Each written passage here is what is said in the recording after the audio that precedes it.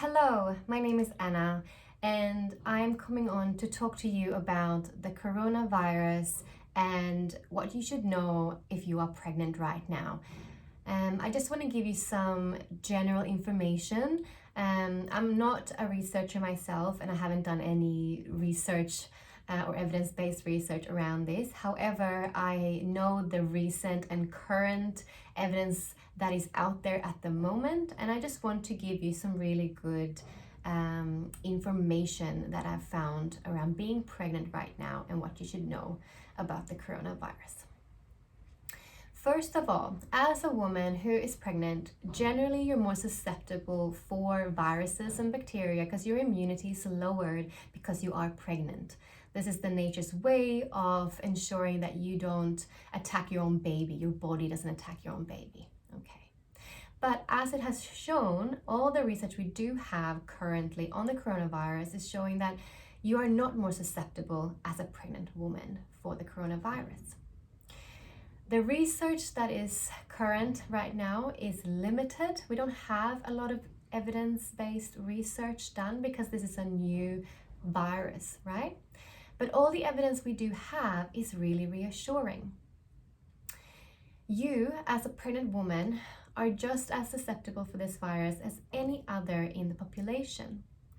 Actually, it's been shown so far during these months that the coronavirus has been around that men are more susceptible for the virus than women, and that women tend to have mild to moderate reactions to this virus if they do catch it. So this is reassuring, right?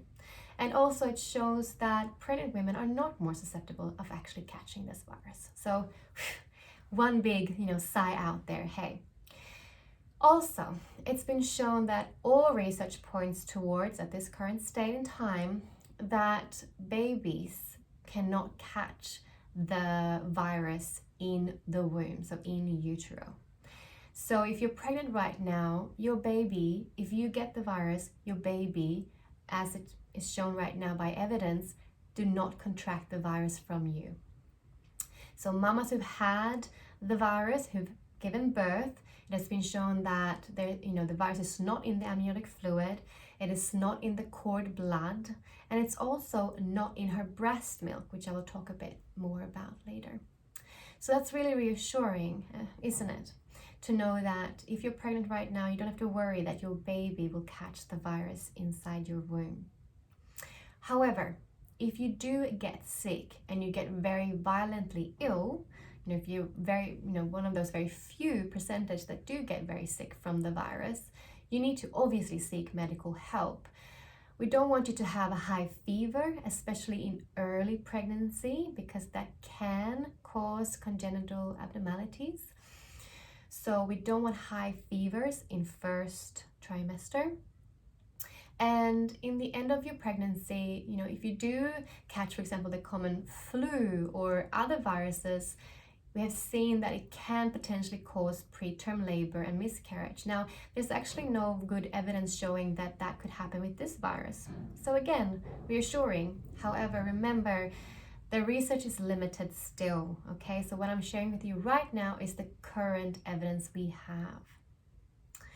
So let's talk about when you do have your baby. So when you have your baby, and if you do have the virus, obviously you need to be in hospital having your baby so that you can be monitored, make sure that you don't have a fever or have any respiratory distress happening for you. And also there's medical assistance available for your baby in case your baby do get sick later on, might contract the virus later on. So if you do have the coronavirus, you're still recommended by the World Health Organization to breastfeed your baby.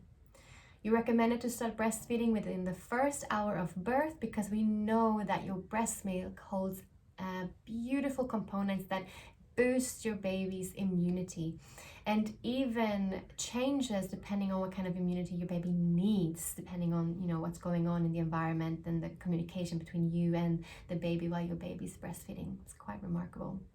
So keep breastfeeding. Don't be afraid to breastfeed. However, if you are sick, if you have the virus, if you have any virus or flu, You should always wear a face mask when you breastfeed, so you do not, have any, don't breathe on your baby, you don't cough on your baby, you don't have any droplets, in contact with your baby, and that you're vigilant with your hand washing and washing your body, as you're before you breastfeed, so that you make sure that you are not sweaty and that you really stay clean and clear for your baby, right?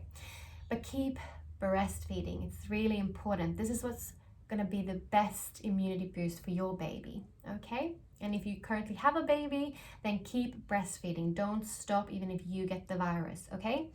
Keep that immunity boost going and just protect yourself from giving that to your baby with a face mask. That's why we wear a face mask, so we don't give it to other people.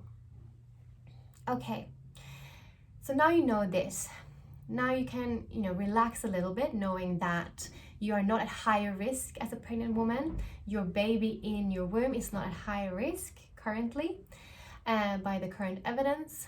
But you should still, be cautious and take every measure not to try to catch, obviously, the virus. It all depends where you are in the world, whether your country is in lockdown, if your country is doing maybe social isolation, just, kind of saying don't gather in more, people than 500 people, 100 people, 50 people. It's different in every country and maybe even in different states. So be, up to date with the World Health Organization and with your government's updates. Do not search for other information on Facebook or Instagram, but just look at really reliable sources. And I will post some good information down below in these comments so that you can look up some good evidence-based research and not feed into the mass hysteria, right? Because let's face it, if you are a low-risk woman and low-risk pregnancy, you're not at greater risk, okay? Your baby's not at greater risk. And also I want to talk about the babies that do have contracted the virus.